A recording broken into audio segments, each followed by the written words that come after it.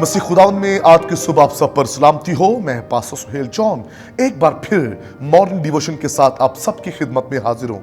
हम सीख रहे हैं रोज़े के तल्लुक से, और आज हम सीखेंगे रोज़े में जब हम होते हैं तो रोज़े में हमारी हालत कैसी हो और रोज़े के बाद हमारी हालत कैसी होनी चाहिए। खुदा के लोगों, जब यीशु मसीह इस 40 दिन के रोज़े में थे तो मैं आपको बताना चाहता हूँ खुदावंद यीशु मसीह आजमाया गया और वो इब्लीस पर गालिब आया।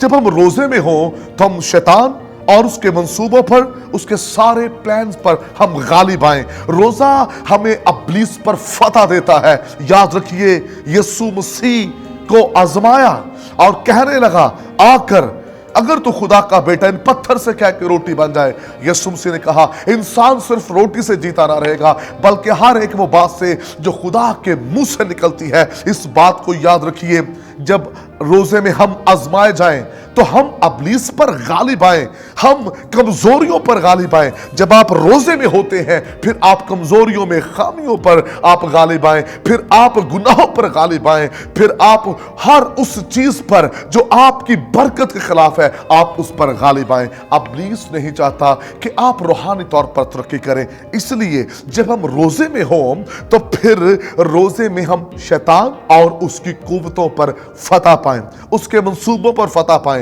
अपनी कमजोरियों पर फतह पाएं। और रोजे के बाद जब यीशु मसीह ने 40 दिन का फाका किया और लिखा आखिर को उसे भूख लगी, और उसके बाद क्या हुआ लिखा है यीशु शहर शहर और गांव गांव क्या करता फिरा, खुशखबरी सुनाता फिरा। लिखा है यीशु मसीह ने कहा तौबा करो क्योंकि आसमान की बादशाही नजदीक आ गई है।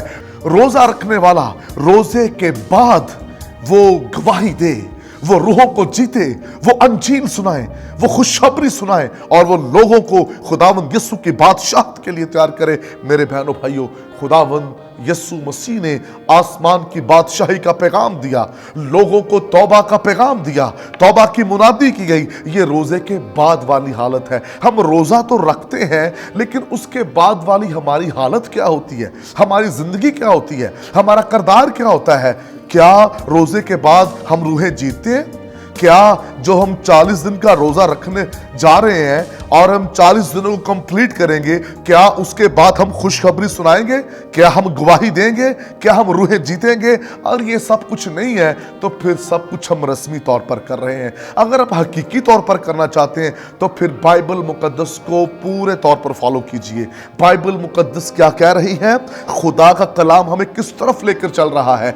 अगर आप बाइबल मुकद्दस को फॉलो करेंगे तो फिर ये जरूरी है कि जब आप रोजे में होंगे फिर आप इब्लीस पर गालिब आएंगे, और जब आप रोजे के बाद होंगे तो फिर उसमें आप रूहों की निजात का काम करेंगे। आप लोगों को गवाही देंगे अपने किरदार से, खुशखबरी से आप लोगों को खुदा की बादशाही के लिए जीतेंगे। अगर हम लोगों को खुदा की बादशाही के लिए नहीं जीत रहे, हम गवाही नहीं दे रहे, हम कलाम नहीं शेयरिंग कर रहे, तो फिर इस बात को याद रखिए हम शायद रोजा सिर्फ नाम का रख रहे हैं। रोजा हमारी जिंदगियों में काम करता है, रोजा हमें यीशु की गवाही के लिए तैयार करता है, रोजा हमें इस बात के लिए तैयार करता है कि वो लोग जो आग में जल रहे हैं, जो गुनाहों की चक्की में पिस रहे हैं, उनको हम निकाल सकें।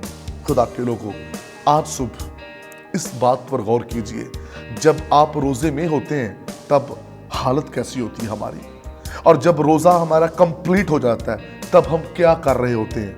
क्या वही दुनिया के काम, दुनिया की चीज़ें, वही ख्वाहिशें, वही बातें हमारे अंदर होती हैं? तो फिर रोज़ा किस बात का?